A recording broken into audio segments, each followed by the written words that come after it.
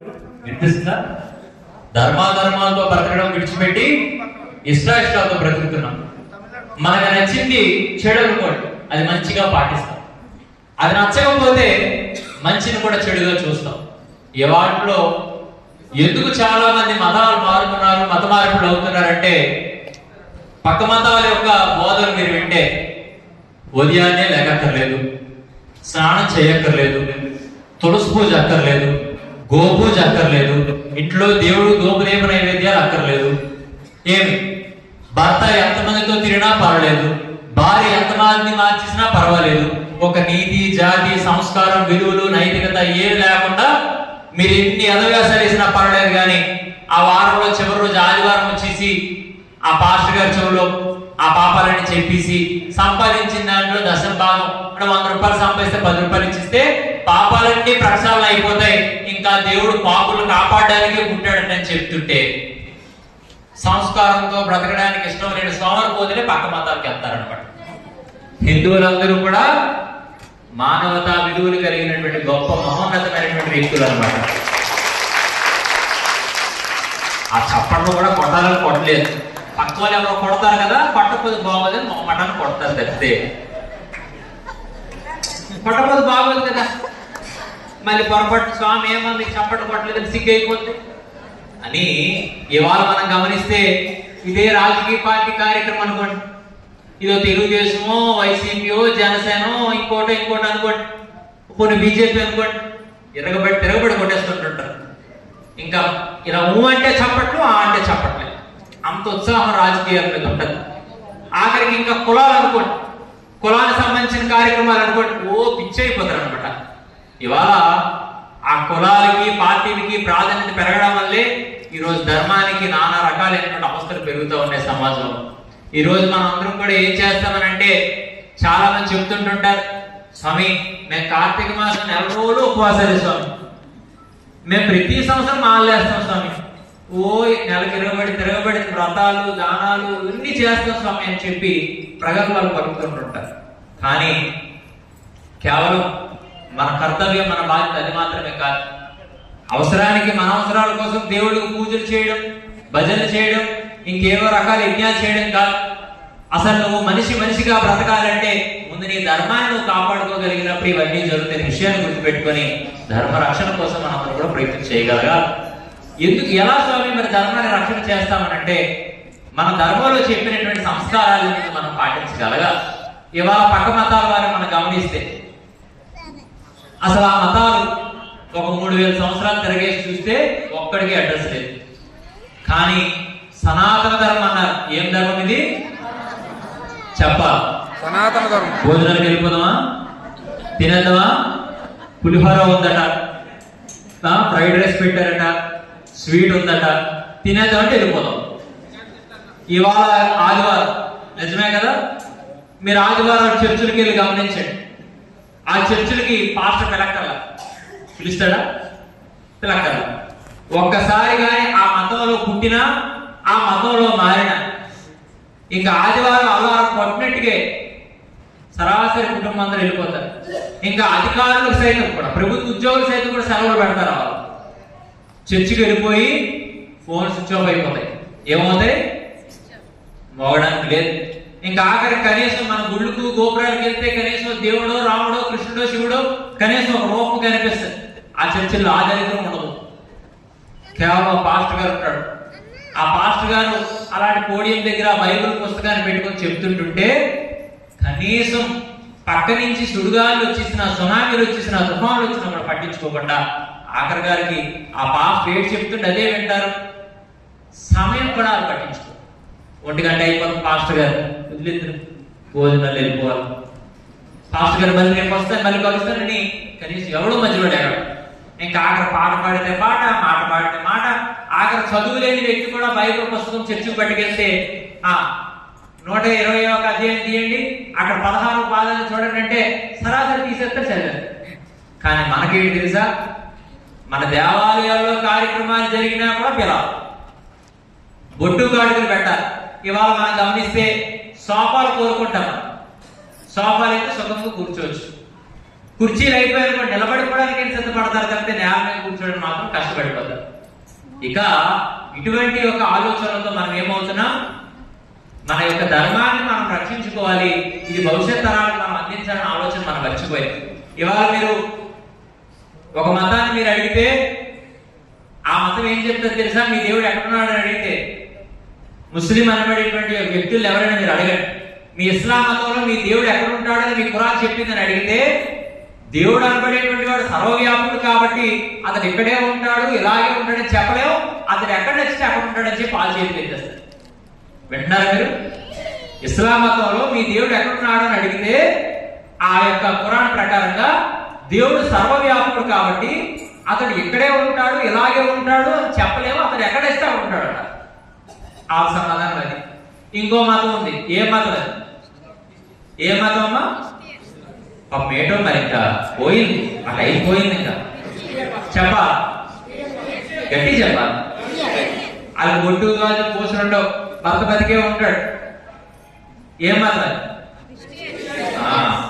ఆ క్రైస్తవ మతంలో మీ దేవుడు ఎక్కడ ఉంటాడు, మీ బైబిల్ ఏం చెప్పిందని అడిగితే పరలోకమునందు ఓ ప్రభువా అంట. ఎక్కడ ప్రభు అది అంటే? ఎక్కడైతే ఇక్కడ కాదు, పర అంటే ఎక్కడో. ఆ దేవుడు ఎక్కడ ఉంటాడు? ఎక్కడెక్కడ ఉండడు, అందుబాటులో ఉండడు, ఎక్కడో ఉంటాడు.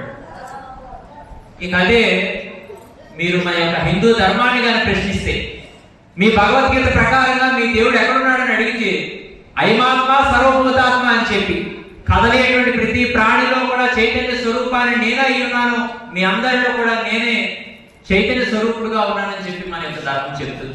అంత గొప్ప ధర్మం మన ధర్మం. అంటే దేవుడు ఎక్కడో లేడు, మనలో ఉంటాడని మనం నమ్మగలగా. ఇవాళ పక్క మతాల వారిని మీరు అడిగితే, పొరపాటున ఒక ముస్లింని కానీ నువ్వెవరో అని అడిగితే మేము ముసల్మాన్ అని గర్వంగా చెప్తాడు. ఒక క్రైస్తవుని కానీ నువ్వెవరో అని అడిగితే ఆయన క్రిస్టియన్ అని చెప్తాడు. కానీ హిందువుని కానీ నువ్వెవరో అని అడిగితే మేము కాబోలు, మేము కమ్మోలు, మేము ఆ శాఖలోలు, మేము ఆ రాజులు రండి, మేము ఆ వెలవలండి అని చెప్పి దిక్కుమాల కులాలు చెప్పుకుంటారు తప్పితే నేను సనాతన ధర్మానికి వారసుడిని, భారతీయుడిని, నేను శివభక్తుడిని, రామభక్తుడిని, అయ్యప్ప స్వామి భక్తుడిని, అమ్మవారి భక్తుడిని అని చెప్పుకోవడానికి మాత్రం నానా సిగ్గు పడిపోతాం అనమాట. నిజమేనా? అప్పుడు కూడా కొట్టాలనిపిస్తుంది. నిజమే కదా? నిజమా? ఇక అలాగైతే అడగా, కానీ వాళ్ళు చూస్తే కూడా అర్థమైపోతుంది. ఒక ముస్లిం ఉన్నాడు అనుకోండి, వాడు శరారాచి వేసుకుంటాడు, నెత్తిన టోపీ పెట్టుకుంటాడు, గడ్డాలు పెంచుకుంటాడు, వాడిని ముస్లిం అని పోల్చేయచ్చు. ఒక క్రైస్తవుడు ఉన్నాడు అనుకోండి, ఆడవాళ్ళు బొట్టు గాజు పోసలు ఉండవు, చూసిన అర్థమైపోతుంది పక్క బ్యాచ్ అని అర్థమైపోదు. ఇక ఆఖరికి వాడు క్రిస్టియన్ అనుకోవాలనుకోండి, మెడలో సిలువ ఉంటుంది. అది హిందువులు పోల్చాలంటే ఏమి ఉండదు. హిందువుని పోల్చాలంటే, హిందువుగా గుర్తింపు ఉండాలంటే చేయాల్సిన పని ఏంటి? ఎవరికైతే నుదుటిన బిందు ఉంటుందో వాడు హిందువు. ఈరోజు బొట్లు పెట్టుకోవడం కూడా కష్టం. ఒకప్పుడు మా అమ్మగారు చూస్తే చక్కని ఛాయ్ పసుపు రాసుకొని రూపాయి వెళ్ళంత బొట్టు పెట్టుకుంటే నిజంగా లక్ష్మీదేవిలాగా ఉంది అనుకునేవారు. మా అమ్మగారు కూడా స్టైల్ ఎక్కువైపోయింది. స్టిక్కర్ అట, ఏంటవి స్టిక్కర్, అది స్టిక్ చేసింది, అంటించింది, ఊడిపోతే అంతే సంగతి. ఊడిపోతే ఏ వదిలి చూసిందనుకో అన్నీ అవుతాయి. ఇట్లా మన ధర్మాన్ని మనం పాటించలేకపోతున్నాము. ఇక ఆఖరికి మనం గమనిస్తే, ఒక మతం వారికి గమనిస్తే ఒకే మత గ్రంథం. ముస్లింలకు ఏం గ్రంథం అది? ఖురాన్. ఇక ఇంకో మతం వారికి, క్రిస్టియన్లకి మత గ్రంథం అనేది మీరు బాగా గమనించండి. ఒక మత గ్రంథం బైబిల్ అనబడేటువంటిది ఎప్పుడు చేతులు తిరుగుతారు కదా. వాక్యానుసారం బతకాలట. ఏమనుసారం? వాక్యానుసారం. అందులో ఉన్నవన్నీ పాపాలే, ఆటలు పడుకుని బతకాలి. సరే, ఏదైనా కానీ నేను చెప్తుంది అంటే వారికి మనకి వ్యత్యాసాలు చెప్తున్నాను. వారు చేస్తుంది మనం చేయలేకపోతుంది అని. ఇక ఇంకో మతం వారు ఖురాన్ ఉంటే వారి ఇంటిలో దేవుడి ఫోటోలు ఏముండవు. ఒక మూలన దానికి చక్కగా ఒక వ్యాసపీఠాన్ని పెట్టి ఖురాన్ పెట్టి అదే దైవం అని నమ్ముతారు. అంటే ఒక ముస్లిం ఇంట్లో ఒక ప్రత్యేకమైన స్థానంలో వారి మత గ్రంథమైనటువంటి ఖురాన్ ఉంటుంది. ఒక క్రిస్టియన్ చేతిలో వారి మత గ్రంథమైనటువంటి బైబిల్ ఉంటుంది. కానీ హిందూ అనబడేటువంటి వారి ఇంట్లో భగవద్గీత ఉంటుందా? రామాయణం ఉంటుందా? భారతం ఉంటుందా? భాగవతం ఉంటుందా? ఇవేవి ఉండవు. అడ్డమైన దిక్కుమాలి సినిమా సీడీ క్యాసెట్లు మాత్రం కుప్పలు తెప్పలు ఉంటాయి. ఇంకా ఆఖరికి పోతే ఇంటికి 2-3 టీవీలు ఉంటాయి. హిందువులకు మాత్రమే 2-3 టీవీలు. ఎందుకనంటే అమ్మగారి సీరియల్స్ వస్తుంది. ఈవిడ 6 దగ్గర నుంచి రాత్రి 12 వరకు సీరియల్లే పోతాం. అయ్యగారు రాజకీయాలు, పొలిటిక్స్, సినిమాలు ఇవి చూస్తారు. పిల్లలు కార్టూన్ నెట్వర్క్ చూస్తారు. 3 అనుకోండి, ఇంక ఇంట్లో ఇబ్బంది లేదు. అందుకనే ఈ యొక్క విధానాలన్నీ మార్చడానికే ఆర్ఎస్ఎస్ అనబడేటువంటిది పుట్టి సమాజంలో సంస్కరణ రప్పించి సమాజాన్ని ఒక సుఖవంతమైనటువంటి మార్గంలో, ధార్మిక మార్గంలో నడపాలని పుట్టి 100 సంవత్సరాలు జరిగే సందర్భంలో ఇవాళ మనకి కార్యక్రమం కొట్టండి. మీకు తెలియజేయాలి, నాకు తెలియదు అనుకున్నారా? చప్పడు కొడుతున్నారంటే ఏదో పొగుడుతూ కొడుతున్నారా నేను అనుకుంటున్నారా? మీలాంటి వాళ్ళు బోర్డు మంది చూశాను. కాస్త వయసు తక్కువైనా అనుభవం భగవంతుడు బాగానే ఇచ్చాడు. ఒక కార్యక్రమంలో వేదికలో మీలాగే ఉన్నారట ప్రజలందరూ. మాట్లాడితే వేదికలో ఆ చివరి నుంచి ఈ చివరి కుర్చీలు వేసారట, అందరిని కూర్చోబెట్టారట. ఆ కింద ఉన్నాడు ఒకడు అన్నాడట, ఇంతమంది ఉన్నారు ఎప్పటికి తీరుతారా అన్నాడట. ఆ పక్కన ఉన్నాడంట, లేదు అందరికీ సమయం కొంతే ఉంటదంట, ఎక్కువ టైం ఉండదు అని అంటే, ఆ చివరి ఆయన వచ్చాడు 2 నిమిషాలు మాట్లాడి సరిపెట్టి, ఈ చివరి అంటే అందరూ అలాగే మాట్లాడేస్తారు కదా అనుకున్నాడు. కానీ ముఖ్యమైన 3 నవ్వులు ఉంటారు. ఒక ఆయన ఏమో టైం చూసుకొని వెళ్ళాడంట. టైం చూసుకొని వెళ్తే ఆ కింద మాట్లాడుకున్నాడు. అన్నాడంట, రే వాళ్ళందరూ వెళ్ళినాడు, సరాసరి కోడీల దగ్గరికి వెళ్ళాడు, టైం చూడలేదు, ఈ టైం చూస్తున్నాడంటే టైం దిగిపోతాడంటావా అన్నాడు. ఏమో ఇంచుమించుగా దిగచ్చు, అంటే టైం చూసుకుని వెళ్ళాడు కానీ జ్ఞాపకం మీద వచ్చి వెనక్కి అన్నాడంట. ఆ టైం దాటిపోయాడు, కొద్దిగా 10 నిమిషాలు అంటే ఇట్లా వచ్చాడు. ఊపిరి పీల్చుకున్నారు. ఇంకెద్దరు మిగిలారు. ఇంకొక ఆయన ఏమో కాగితాలు పట్టుకొని వెళ్ళాడంట. కాగితాలు రాసుకొని, ఆ కాగితాలు రాసుకున్నాడికి వీడు జడుపు వచ్చింది, భోజనం ఆకలేస్తున్నాడు. రే ఆయన టైం చూశాడు, నేను కాగితాలు పట్టుకొని వెళ్ళాడు, అయినంత వరకు దిగడేయటో అన్నాడట. చదువుతున్నాడు, అవుతుంది మనం ఆకలి వేసేస్తున్నాము. మొత్తానికి అయిపోయి నేను దిగిపోయాడు. ముఖ్యమైన వ్యక్తి నాలా కూడా ఉన్నాడు కదా, లాస్ట్ మాట్లాడకపోతే పోతాడు. ఆ వ్యక్తి టైం వచ్చేటప్పటికి ఈయన ఖాళీకి వెళ్తాడు. అప్పుడు అనుకున్నాడంట, ఆకలి వేస్తున్నాడు, అమ్మా ఆయన టైం చూసుకొని వెళ్ళాడు, ఈయన కాగితాలు రాసుకుని వెళ్ళాడు, ఈయన ఏంటి చూడకుండా ఆయన దిగిపోతాడు అన్నాడంట. ఈ పక్కన అన్నాడంట, ఎవరే ఆయన టైం చూసుకుని వచ్చేస్తాడు. ఈయన కాగితాలు రాసుకున్నాడంటే అయిపోయిన తర్వాత వచ్చేస్తాడు. ఈయనకి టైము లేదు, కాగితాలు లేవంటే నచ్చిన సేపు చదువుతాడు. ఎంతసేపు మాట్లాడతాడు. అది ఒక ఎంతకి తీరే పరిస్థితి కాదు. మనమే మధ్యలో చప్పట కొడితే అతనికి అర్థమైపోతే అతనే దిగిపోతుంది ఆటోమేటిక్ గా అన్నాడంట. ఇప్పుడు మీరు కొట్టి చప్పట్లు అలాగే అనిపిస్తారు. నిజమేనా? ఆ చప్పట్ల ఈ కథ ఎక్కడో పుట్టించలేదు, ఇక్కడే పుట్టించారు. మా అమ్మ సమయం చూసుకొని వెళ్ళింది. మా రామకృష్ణ గారు కాస్త వ్యవస్థకు అవసరమని రాసుకొని వచ్చారు. ఇంక అన్నీ చెప్పలేదు, ఇంకున్నాయి. ఇక చిన్న స్వామి బయటకు వచ్చింది కదా, త్యాగం. స్వామి అన్ని విన్నారు, చెప్పాలని లోడ్ వేసుకుని ఉంటారు. అది దిగినంత వరకు దిగదు. మీరు ఒక్కసారి ఆలోచించండి, ఏ ధర్మంలోనైనా కూడా ఎంత ఆనందం ఉంటుందా? ఇందాక అమ్మ చెప్పి పక్క మతాల వాళ్ళు ప్రార్థనలు ఎలా ఉంటాయి తెలుసా? నెత్తిన కొంగేసుకుని సావులు తెరిచినట్టు ఏడుతారు కదా.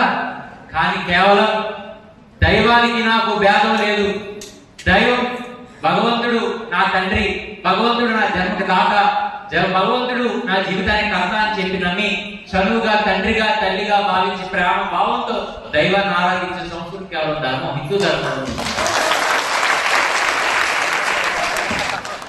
ఈ లవో నాకు అర్థం కావట్లా, ఈ చెప్పటం లవో ఇవో నాకు అర్థం కావట్లేదు. అయితే ఒకటి మాత్రం మనం గమనించాలి, ఇప్పుడు నవ్వుకుంటున్నాం కానీ మనం నవ్వులు పాలైపోతున్నాం అన్న విషయాన్ని కూడా గమనించాలి. ఎందుకనంటే పక్క మతస్థులందరికీ కూడా తేలిక అయింది ధర్మం. ఎందుకనంటే వాళ్ళు హిందూ, వాళ్ళు పూజలు చేస్తారు, వ్రతాలు చేస్తారు, దీక్షలు చేస్తారు, కానీ వాళ్ళ దేవుళ్ళు ఎన్ని తిట్లు తిట్టినా వాళ్ళు పట్టించుకోరు. నిజమేనా?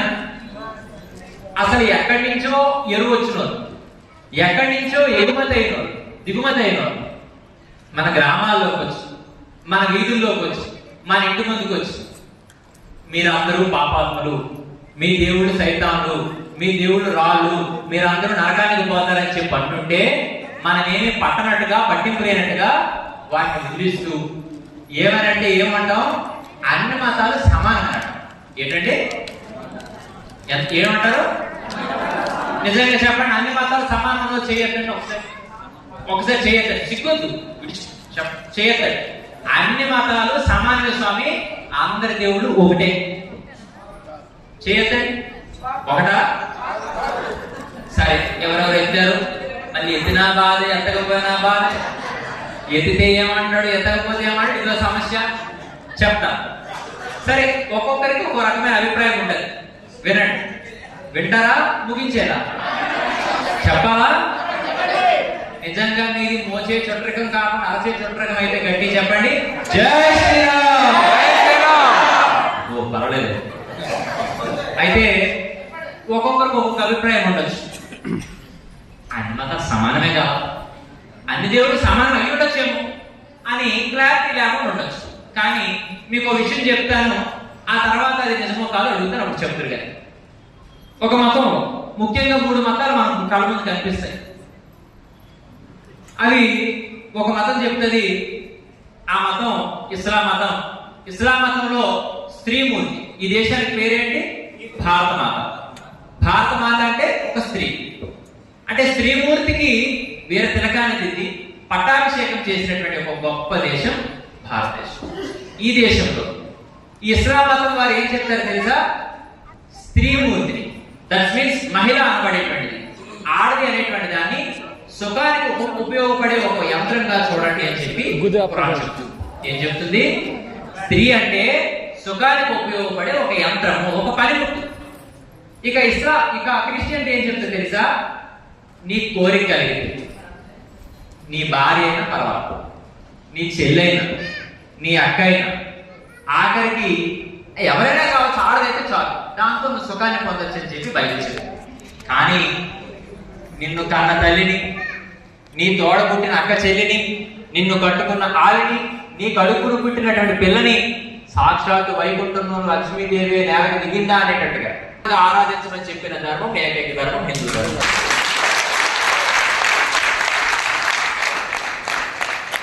ఇప్పుడు చెప్పండి, అన్ని మతాలు సమానమా? సమానమా? సమానంలాగే ఉన్నట్టుంది మరి కాదా? స్త్రీ అంటే సుఖానికి ఉపయోగపడే వస్తువు అట ఒకరికి, ఎవరితోటైనా సుఖాన్ని పొందాల్సిన ఇంకొకరికి. కానీ స్త్రీని దేవతగా కొలవమని చెప్పినటువంటి ధర్మం హిందూ ధర్మం. ఈ రోజు ఇవన్నింటినీ కూడా మనం మర్చిపోయాం. ఈ ఆచారాల్ని, సాంప్రదాయాలు ఇవన్నీ మర్చిపోయి యాంత్రికమైన జీవితాలు గడిపేస్తూ తిన్నామా, పడుకున్నామా, తెల్లారిందా అనేటట్టుగా మనం బ్రతికేస్తా ఉన్న రోజుల్లో మన ధర్మాన్ని మర్చిపోయి తాత్కాలికమైన జీవితాలు గడపబట్టే రాజకీయ నాయకుల యొక్క చేతుల్లో మనం తోలు బొమ్మలుగా, ఆట బొమ్మలుగా మారిపోయాము. నేను నిజంగా చెప్తాను, ఇవాళ ఏ రాజకీయ నాయకుడైనా కూడా నిస్వార్థంగా మీకు సేవ చేస్తారేమో ఒకసారి చూడండి. ప్రతి రాజకీయ నాయకుడు రెగ్యులర్ డైలాగ్ ఒకటి ఉంటుంది, మీకు కష్టం వస్తే నా ఇంటి తలుపులు ఇప్పుడు బాగా తీసుంటాయి అంటాడు కదా. కష్టం వస్తే అపరాత్రి పలుకుతాను అంటాడు. కానీ కష్టమే లేకుండా చూసుకుంటాను అన్నాడు ఎవడైనా ఉంటాడా? ఉంటాడండి? నిజమేనా? నేను అందుకే చెప్తాను, ఎప్పుడైతే ఒక రాజకీయ నాయకుడి ఇల్లు రద్దీగా ఉందో వాడి యొక్క అసమర్థత కారణంగా అంతమంది వాడు పెట్టెక్కుతున్నారనే విషయాన్ని గమనించుకొని ఇంకా గట్టిగా పనిచేయాలి. నిజమేనా? ఒక పోలీస్ స్టేషన్ అనబడేటువంటి రద్దీగా ఉంటుందనంటే అక్కడ న్యాయ వ్యవస్థ సరిగ్గా లేదు కాబట్టి అంతమంది పోలీస్ స్టేషన్ పెట్టెక్కుతున్నారని గమనించి ఇంకా గట్టిగా పనిచేయాలి. ఇది మర్చిపోతా ఉన్నాం. ఆఖరికి కార్తీక మాసంలో మనం అందరం కూడా వసుదేవ కుటుంబంలో శివపార్వతుల ఆది దంపతుల యొక్క సంతతి, వారిద్దరి యొక్క బిడ్డలు మనం అందరం అని చెప్పి నిరూపించుకోవడానికి కార్తీక మాసంలో వనభోజనాలు చేయమంటే మనమేమో కులభోజనాలు చేస్తాం. నిజమేనా? అందరూ ఒకటే అని చెప్పి అక్కడ వర్గము, లింగము, కులము ఏ వ్యాధము లేకుండా అందరూ సమానంగా ఆ ఒక్క వనాల్లో వృక్షాల కింద కూర్చొని భోజనాలు చేయమంటే కుల భోజనాలు మొదలెట్టాను వాళ్ళం.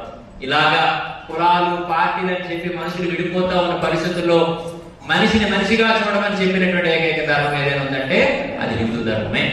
ఎందుకనంటే ఇస్లాం మతం ఏం చెప్తుందో తెలుసా? మన దేవుడిని నమ్మిన వాడిని మాత్రమే మీరు ప్రేమించండి అని చెప్తుంది. ఏం చెప్తుంది ఇస్లాం? మన దేవుడిని నమ్మిన వాడిని మాత్రమే మీరు ప్రేమించండి. ఇక ఇంకొక పెట్టి మీదకెక్కి క్రైస్తవం ఏం చెప్పింది తెలుసా? దేవుడిని నమ్మిన వాళ్ళు మాత్రమే కాదు, మానవులుగా పుట్టిన ప్రతి ఒక్కరిని కూడా మనిషిని ప్రేమించండి అని చెప్పి క్రైస్తవం చెప్పింది. వింటున్నారా మీరు? ఇస్లాం ఏం చెప్తుంది? మన దేవుడిని నమ్మిన వాడిని మాత్రమే మీరు ప్రేమించాలి. క్రైస్తవం ఏం చెప్తుంది? మన దేవుడు నమ్మినోడు మాత్రమే కాదు, మనుషులుగా పుట్టిన ప్రతి ఒక్కరిని మనం ప్రేమించాలి. కానీ దేవుడు నమ్మిన వాడు మాత్రమే కాదు, మనుషులు మాత్రమే కాదు, నీ చుట్టుపక్కల ప్రతి చెట్టుని, పుట్టని, ప్రాణిని, ప్రతి జీవరాశిని కూడా నీకంటే గొప్పగా, మిన్నగా, అద్వేష్ట సర్వభూతాల మైత్రకరణ ఏవచ్చ అని చెప్పి ప్రేమించమని చెప్పినటువంటి ధర్మం హిందూ ధర్మం అన్నమాట. హిందువులుగా అందుకు మనకు గర్వించాలి. నిజమేనా? ఈరోజు మాటల్లో ప్రేమ ఉంటుంది కానీ చేతల్లో ఉంటుంది మనుషులకి. మాటల్లో వదిలేను బట్టి నాకు ఎంత ఇష్టమో అనేది బట్టి నాకు ప్రాణమే. అదే కష్టంలో మనుషులు అందుబాటులోకి వస్తారా? ఆఖరిగా ఎస్కోట్ జంక్షన్ దగ్గర మన ఇల్లు అనుకుందాం, కష్టం ఎక్కడ వచ్చింది, ఫోన్ చేస్తాడు, నాకు ఇలా పలానా ఇబ్బంది అయ్యిందని అంటే వచ్చేస్తాను ఎందుకు అంటాడు. ఆ వచ్చేస్తాను అన్నాడు, గంట అయినా రాడు. అక్కడి నుంచి ఎక్కడ గంట పడదండి. ఈ సమస్య అంతా అయిపోయిన తర్వాత ఏం రాలేదంటే బండి రిపేర్ అయిపోయింది, లేదు నీకంటే రానా, నా గుండెకే కోసినా. నిజమే కదా? ఇక ఏదైనా అవసరం వచ్చి ఏం లేదు, కొద్దిగా ఒక 500 ఫోన్ పే కావాలంటే ఇప్పుడే చేస్తాను నాకు అని చెప్పి అంటాడు. మళ్ళీ రెండోసారి కదా ఒక 5 నిమిషాలు రాదు, మళ్ళీ ఫోన్ చేసి రాలేదంటే చేసేస్తే నీకు నెట్ సిగ్నల్ లేదు, వెళ్తాను సిగ్నల్ కోసం. మళ్ళా 100 ఫోన్ కొట్టడం మళ్ళీ ఫోన్ వెళ్తాను. తీరమో చెప్పుడు ముఖం తారసి పడితే అప్పుడు 500 అడిగేది ఎందుకు చేయలేదని అంటే మర్చిపోను, చిన్న నిమిషంలో మర్చిపో. అంటే ఇవాళ మనం ప్రేమ అనేటువంటి మాటల్లో చెప్తున్నాం తప్పితే చేతల్లో లేదు. అందుకే నేను చెప్తుంటాను, మనుషులపై ఇష్టానికి పేరు ప్రేమ, దైవంపై ఇష్టానికి పేరు భక్తి. మనుషులపై ఇష్టం కూడా తాత్కాలికంగానే ఉంది, దైవంపై ఇష్టం కూడా అంతంత మాత్రంగానే ఉంది. ఈరోజు మీరు బాగా గమనిస్తే దైవం మీద నిజంగా అంత ప్రేమ ఉంటే ఇవాళ అమ్మవారి మాలలు వేస్తున్నారు, శివస్వాములు మాలలు వేస్తున్నారు, అయ్యప్ప స్వామి మాలలు వేస్తున్నారు. వీళ్ళందరికీ ఒక కొత్త రోగం పట్టుకుంది. ఏంటది రోగం? ఏంటి తెలుసా? ఇరుగుడు పట్టుకొని కొండెక్కుతున్నప్పుడు పార్టీ నాయకులు ఫ్లెక్సీలు పట్టుకొని వెళ్తున్నారు కొండల మీద. ఏం పట్టుకెళ్తున్నారు? పార్టీ నాయకులు. అది వైసీపీ అయితే ఆ నాయకుడు, తెలుగుదేశం అయితే ఆ నాయకుడు, ఇంకో పార్టీ అయితే ఆ నాయకుడు. వీళ్ళు ఫ్లెక్సీలు పట్టుకొని ఆ కొండ ఎక్కితే నువ్వెవరికి ప్రాధాన్యత ఇస్తున్నావు? అంటే ఈ 41 రోజుల దీక్ష, ఇరుగుడి ఎంత నిష్టగా ఉన్నదంతా వీడి కోసమా? ఇది సమాజం కోసం, ఇది ధర్మం కోసం. ఈ మాలలు, దీక్షలు మనుషుల్ని ఇంకా నియమబద్ధంగా, సంస్కారంగా బ్రతకడానికి ఉపయోగపడదేం చేయమంటే నువ్వు పక్కోడికి మెదడు అద్దెకిచ్చేసి బతికితే మరి ధర్మానికి ఏం ప్రాధాన్యత ఇచ్చినట్టు? అందుకు ఖచ్చితంగా అసలు చట్టంలో కూడా ఉంది, దేవాలయం ఉండేటువంటి 100 మీటర్ల దూరంలో ఏ రకమైనటువంటి అన్ని మతాల మందిరం ఉండకూడదు, రాజకీయ పార్టీల యొక్క ప్రమేయంతో కూడిన ఫ్లెక్సీలు కానీ, ఫోటోలు కానీ ఏమి ఉండకూడదని చట్టంలో ఉంది. కానీ ఇవాళ మనం ఏం చేస్తున్నాం? శబరిమల లాంటి ఒక క్షేత్రంలో కూడా ఇష్టం వచ్చినట్టు ఫ్లెక్సీలు పట్టుకెళ్ళిపోయి పార్టీ నాయకులు జిందాబాద్ చెప్తున్నారు, పార్టీ నాయకులు జైలు అంటున్నారు. ఇంతకంటే సిగ్గుచేటు లేదనే విషయాన్ని మీరు గుర్తుపెట్టుకోవాలి.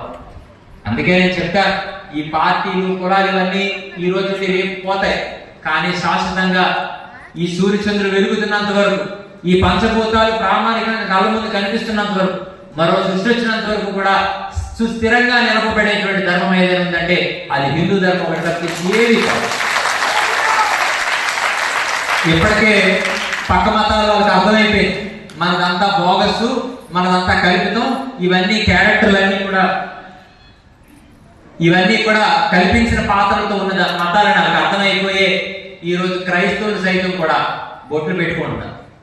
ఏసుమాలు, ఏమాలు, ఏసుమాలు, ఏ సిరుముడి, ఏసు సుప్రభాతం, ఏ అష్టోత్తర శతనామావళి.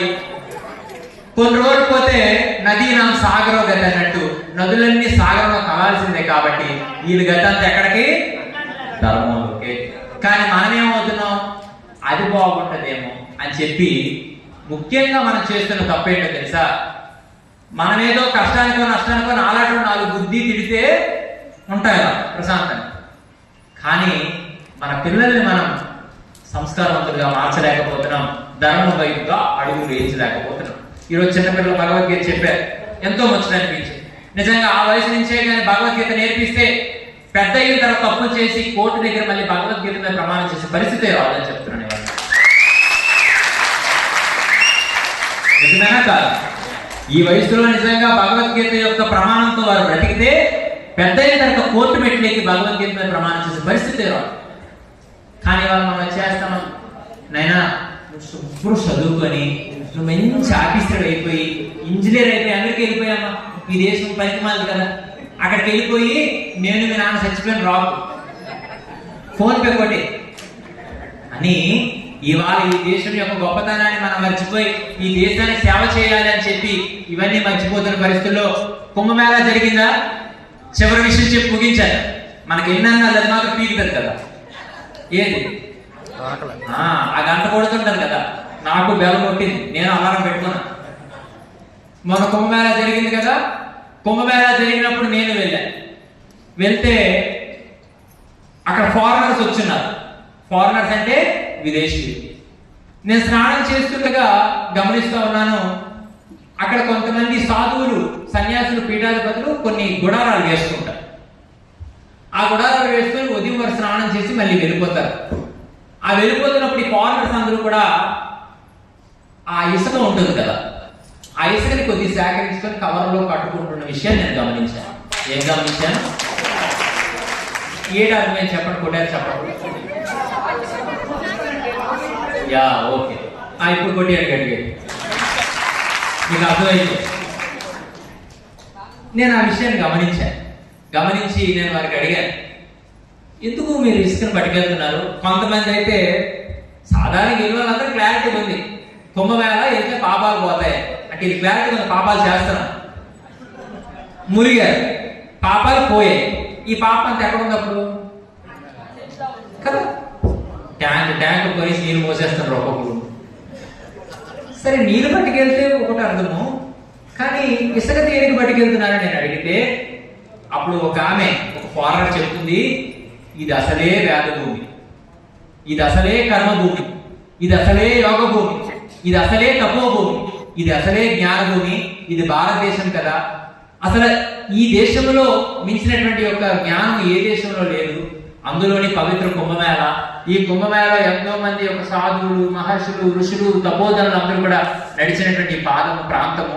అలాగే ఎంతో మంది ఆస్తికత్వం కలిగినటువంటి భక్తులందరూ కూడా ఈ యొక్క కుంభమేళాలో స్నానం చేస్తే పుణ్యం వస్తుందని చెప్పి పవిత్రమైన భావంతో వారు అందరూ నడిచినటువంటి యొక్క ఇసుక కూడా పవిత్రమే. కాబట్టి మళ్ళీ మేము మా దేశంకి వెళ్ళిపోయినప్పుడు మళ్ళీ ఈ రకమైనటువంటి స్థితి మాకు దొరకదు, కాబట్టి ఈ సంపదను మేము పట్టుకెళ్తున్నామని చెప్పి విదేశీయులు చెప్పారు. అవాళ అప్పుడు నాకు అనిపించింది, ఈ భారతదేశంలో పుట్టడమే అదృష్టం, మళ్ళీ జన్మ అంటుంటే కూడా భారతదేశంలో పుట్టాలని చెప్తే అసలు పుట్టకపోయినా పర్వాలేదు అనిపించింది. అలా అర్థమైందా? అటువంటి పరిస్థితుల్లో చక్కగా ఇప్పుడు మనం అందరం ఎవరో చెప్పండి, ఏడో చేతులు ఎత్తి చెప్పండి ఎంత. సరే ఓ పంచాయతీ తెలుగుదేశం ఎంతమంది ఉన్నారు చేయొద్దండి. తెలుగుదేశం చేయొద్దండి, తప్పే ఉంది. వైసీపీ లేకపోతే జనసేన. ఇంక ఈ మధ్య ఇంకో కొత్త రోగం వచ్చింది కొంతమందికి, భారత మాతాకి చేయండి బీజేపీ అంట, వందే మాతరం అంటే బీజేపీ అంట, ఇంకా ఆఖరికి ధర్మం అంటే కూడా బీజేపీ అంట. ఆఖరికి మన పెద్ద చెరువు కట్టితే ఒక కార్యక్రమం అటెండ్ అయ్యాయి. కొద్దిగా వెయిటింగ్, ఒక 10 నిమిషాల్లో వెళ్దాం అని చెప్పి కారు పక్కన ఆపితే ఒక 45-50 సంవత్సరాలు ఉంటాయి ఆయనకి. మన డ్రైవర్ సైడ్ ఉండేటువంటి అద్దం దగ్గరకు వచ్చి అగదిగా చూస్తున్నాడు. మనడు అద్దం దించాడు. దించి ఏం పెద్దనా అలాగంటే, బాబు గారిది నెల్లిమరలే కదా. అవును నెల్లిమరలే. బాబు గారు అప్పుడు టీవీలో వస్తారు కదా, ఆ దరిద్రానికి వస్తాడు, ఎందుకు రాడు, ఇన్ని మాట్లాడితే ఎందుకు రాడు, వస్తాడు. కాదు బాబు గారు బీజేపీ కాదు బాబు అన్నాడు. ఏం పెద్ద ఆగడిగా అంటే, బాబు కారు మన అంత పెద్ద కాషాయం జెండా ఉంది కదా, మరి బీజేపీ కాబట్టి ఏంటవుతుంది బాబు అంటే కాషాయం జెండా అంటే కూడా బీజేపీ. కానీ ఈ పార్టీలు ఇవన్నీ కూడా పుట్టుకొచ్చింది ఎక్కడి నుంచి? ధర్మంలో నుంచి. నేను నిజంగా చెప్తా, ఈ వాటికి చెప్తా, ఎవడైతే ధర్మం కోసం మేము బలంగా పనిచేస్తామని చెప్తాడో ఆ నాయకుడికే మేము పలకి మోసం తప్పితే ధర్మానికి ప్రాధాన్యత ఏ ఒక్కడిని కూడా అసలు పదవులే ఎక్కించమని చెప్తాం కదా. ధర్మానికి ప్రాధాన్యత ఇస్తే వారు ఖచ్చితంగా ఈ నియోజకవర్గం ఎమ్మెల్యే ఉన్నారనుకోండి, ఎస్ నేను ధర్మాన్ని కాపాడుతాను, పరిస్థితులు తలంచుకొని నేను ఉంటానంటే ఇచ్చే పదవి ఓటేసే. లేదు లాలు కావాలి, లీలు కావాలి, నేను 2 చేతులతోనే అన్నాన్ని తింటాను, 2 కంచాలు పట్టుకొని ఉంటానంటే ఆలోచించం. ఇట్లా ఇవన్నీ మనం ఆలోచించాలి. అందుకే మనం హిందువులుగా ముఖ్యంగా పాటించవలసిన 3 ఒకటి, నిన్ను నువ్వు ప్రకటించుకోగలగా. అందుకే ముందు నీ ఇంటి పైన ఖచ్చితంగా కాషాయం జెండా ఎప్పుడు రెపరెపలాడేటట్టుగా ముందు జాగ్రత్త పడాలి. ఇంటి మీద పార్టీల జెండాలు పెట్టడం కాదు, కాషాయం జెండా పెట్టాలి. ఏం జెండా పెట్టాలా? అప్పుడు ఆ ఇల్లు హిందువుది అని అర్థమవుతుంది. ఇక ఆఖరికి ఆ ఇంట్లో ఖచ్చితంగా భగవద్గీత ఉండాలి. ఏముండాలా? భగవద్గీత మీరు చదివినా చదవకపోయినా ఉండి తీరాలా. ఇంకా చదివినా చదవకపోయినా పర్లేదు కానీ ఇంట్లో పెట్టి వదిలేద్దాం అనుకోకూడదు. ఖచ్చితంగా దాన్ని మనం చదవాలా, పిల్లలు కూడా చెప్పాలా. ఇక 3వది, ఇల్లు హిందూ, ఇంటి లోపల హిందుత్వం, కానీ వ్యక్తి హిందూ అంటే ఖచ్చితంగా నుదుటిన కుంకుమ బొట్టు పెట్టుకోవాలా. అమ్మగారు అయితే ఖచ్చితంగా బొట్టు, గాజు, పూసలు, ఆ సుమంగళితనానికి సంబంధించినటువంటి యొక్క లక్షణాలన్నింటితో కూడా పచ్చగా ఉంటేనే ఆ రోజు మన ధర్మం సమృద్ధిగా ఉంటుంది. తప్పితే ఇవన్నీ మనం విడిచిపెడితే కనుక మనం కొంతకాలం ఉండి పోతాం. మన పిల్లలు మనం ఏమనుకుంటాం, వారు ఎప్పుడు ఆనందంగా ఉండాలనుకుంటాం, కానీ తర్వాత తరాలు మాత్రం ఆనందంగా ఉండే పరిస్థితి ఉండదు. వారికి సంపదల కంటే సంస్కారం అవసరమైన విషయాన్ని గుర్తు చేసి సంస్కారాన్ని మనం నేర్పిస్తేనే వారు ఆనందంగా ఉంటారు. తప్పితే అది లేకపోతే చాలా ఇబ్బంది పడతారు. చక్కగా మరి ఇవాళ ఎస్కోట్లో హిందువులు ఎంతమంది ఉన్నారా? ఏమండి, ఎస్కోట్లో హిందువులు ఎంతమంది ఉన్నారా? మన ప్రసాద్ భవాని కానీ మిగిలిన బృందం అంతా కూడా ఇంటింటికి తిరిగి చెప్పి ఉంటారు. కానీ అక్కడికి వెళ్తే ఏటవుతుంది? లేదు, అది రాజకీయ పార్టీ మీటింగ్ అయితే 200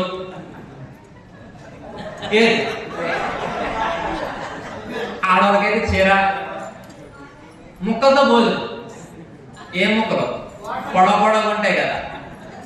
అక్కడికైతే ఏటవుతుంది?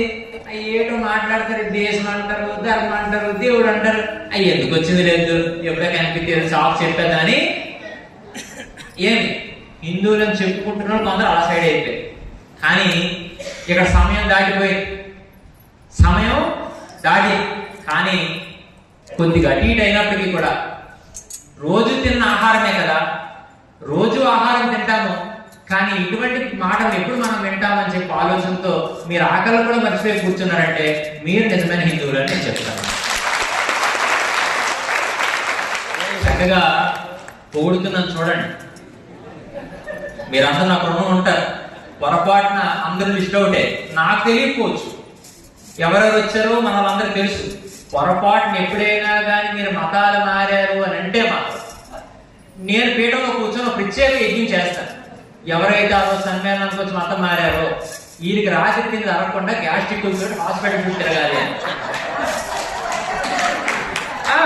తప్పులేదు. ధర్మం కోసం ధర్మమే చేయమని నా భగవద్గీత. మంచి కాపాడడం కోసం చెడు చేసిన తప్పులేదని చెప్పింది నా భగవద్గీత. ఒకడు బాగుంటాడు అని అంటే ఆ ఒకడి కోసం నా ప్రాణాలైనా పనంగా పెట్టమని చెప్పింది నా భగవద్గీత. తప్పులేదు. నా దేశం రోజు రోజుకి కూడా నా దేశంలో ఉండేటువంటి విలువలన్నీ తగ్గిపోతూ ఉంటుంటే ఈ స్క్రాప్ మోయాల్సిన అవసరం ఆపలేదు. ఏంటది? ఆ స్క్రాప్ మోయాల్సిన అవసరం నాకు ఎట్టి పరిస్థితి లేదు. అందుకే నేను చెప్తాను, మంచిగా ఉండే వారికి మాత్రమే మంచి జరగాలి.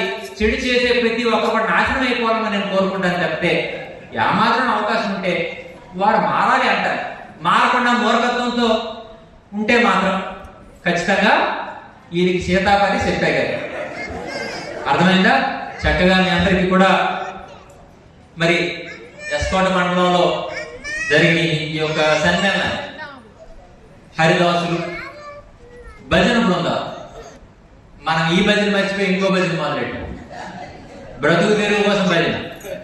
మనకి ఏదైనా కావాలంటే మాత్రం అబ్బో నువ్వు రాముడివి, నువ్వు చంద్రుడివి, నువ్వు కృష్ణుడివి అని ఆ భజన మొదలెట్టాం. కానీ ఈ భజన కంటే మూలమైనది మన ధర్మంలో దైవనామస్మరణతో కూడినటువంటి దైవ భజన, బైడో భజన, పండరీ భజన, చెక్క భజన. ఇటువన్నీ కూడా ఆ భజన బృందాలు కూడా చాలా వచ్చాయి. అలాగే కోలాటం, ఇకపోతే భవానీ దీక్షాపరులు, శివ దీక్షాపరులు, మనందరూ కూడా ఇది మన బాధ్యత అని గుర్తుపెట్టుకొని చక్కగా మీరందరూ ఇవాళ రావడం. ఈరోజు ఒకరోజు సరిపోద్దా?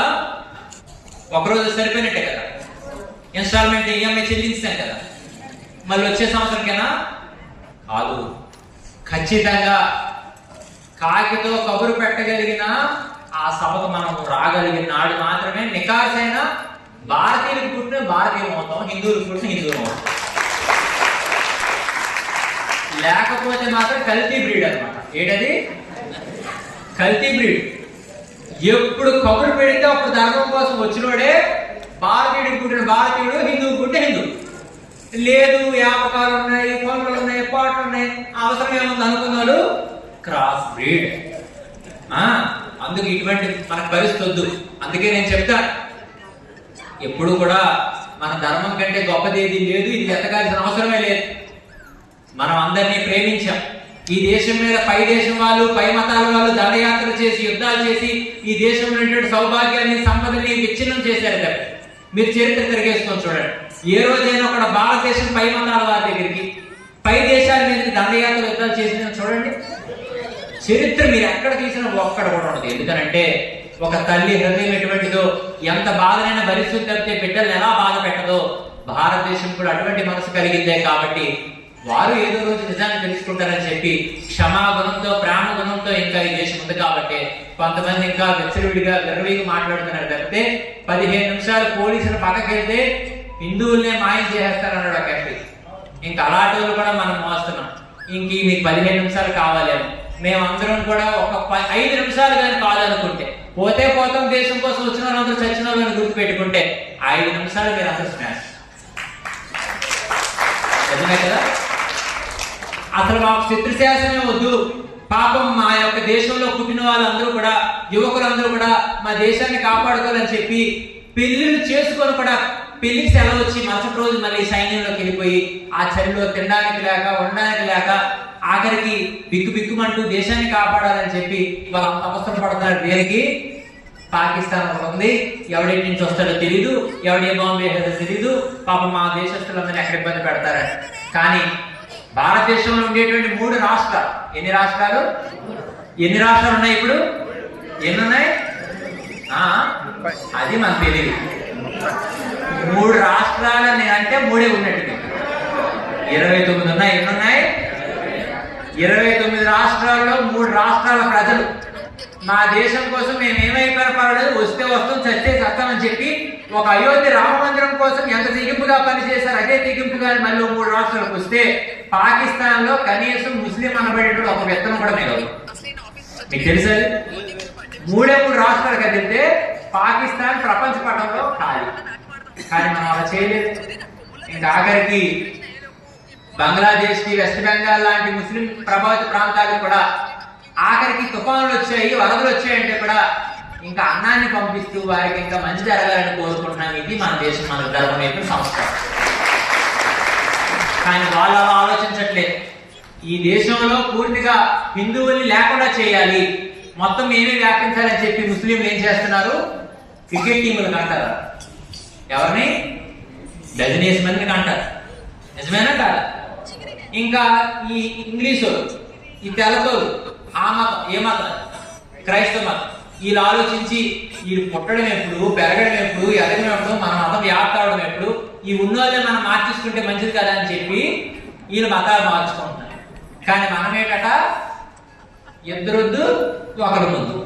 మనకు పెంపకం చేత కాదు, మనం సోమరులు, వాళ్ళు ఇంకా సోమరు చేస్తాం. మరి అంత తగ్గించుకోవడం కోపుకుంటారు కదా, అందుకు ఒకటి కదా. అందుకు మనం కూడా సంతానాన్ని పెంచాలి. ఆ సంతానాన్ని ధర్మం కోసం, దేశం కోసం, సమాజం కోసం ఉపయోగపడేటువంటి సంస్కారాలుగా తయారు చేయాలి.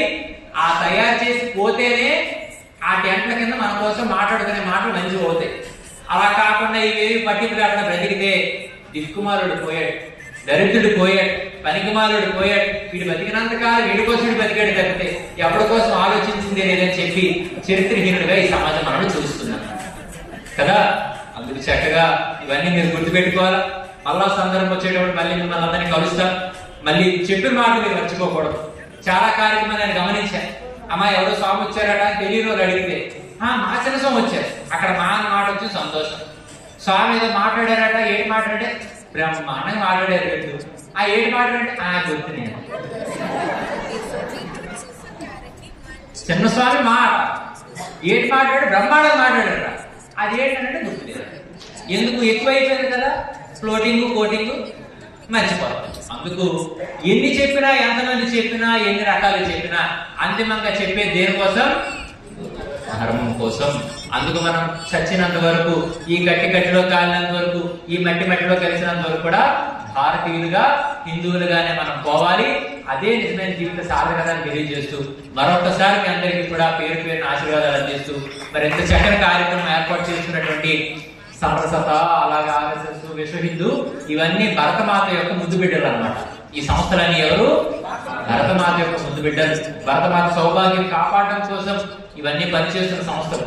మరి వివిధ రకాలైనటువంటి వారందరికీ కూడా పేరు పేరున అభినందన ఆశీర్వాదాలు తెలియజేస్తూ మరి చక్కగా ఇంతసేపు విన్నారు. చక్కగా మంచి భోజనాలు వచ్చినాయి. తర్వాత అందరూ కూడా తొందర పడకుండా, మనకు అదొకటి ఎక్కువ ఏటది గుడ్లకి వెళ్ళిపోయినా వేరే వెళ్ళిపోరాడు మీదకి. అందుకే మన కాశీబుకలో 10 మంది అవుతుంది. నిజమేనా? ఓపిక గుంటే ఏం బాధ, ఇచ్చేయండి చిన్నపిల్లలకి, ముసలి వారికి ముందు పెట్టేయండి భోజనం. ఓపిక ఉండండి. ఏమి సినిమాలకి వెళ్తే మీకేమో భోజనాలు ఆకలి రావా, సమయాలు గుర్తు రావా? ఆఖరికి ఇంక రాకపోతే బుర్రకథ రికార్డ్ చేస్తే ఆటకి సమయం కనపడదా? ఈ రోజు ఎందుకు రావాలి? చక్కగా ఆ ఓపికతో మీరు ముందుకు వెళ్ళండి. మళ్ళా మంచి సందర్భాలు వచ్చేటప్పుడు మనం కలుద్దాం. కడతీరినంత వరకు కూడా హిందువులుగా, భారతీయులుగా బ్రతుకుదామని తెలియజేస్తూ ఒకరికొకరు ప్రేమ భావాలతో ఈ దేశాన్ని, ధర్మాన్ని ముందుకు తీసుకెళ్దామని తెలియజేస్తూ మీ అందరూ సెలవు తీసుకుంటున్నా. అందరూ ఒకసారి గట్టి చెప్పండి. భారత్ మాతా కీ